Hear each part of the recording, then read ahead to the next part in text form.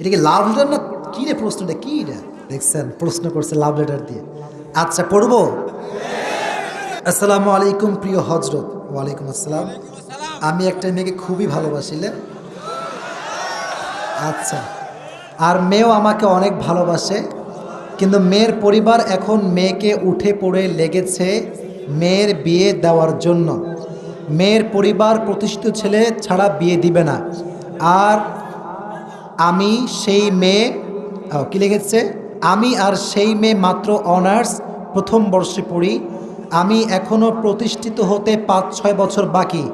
আমার পরিবার এখন আমার বিয়েতে সম্মতি দিবে না, কিন্তু আমি ওই মেয়েকে খুব ভালোবাসি, হারাতে চাই না। এমন অবস্থায় আমি কি করতে পারি? মানে আমি দেখেন, আমি কিন্তু কে দিয়েছে তাও জানি না, তার নামও জানি না। এই যে 1 ঘন্টা 15 মিনিট কথা বললাম, আচ্ছা ইমানদারি বলেন তো, তাফসিরের বাইরে আউটসাইডের কথা কি বেশি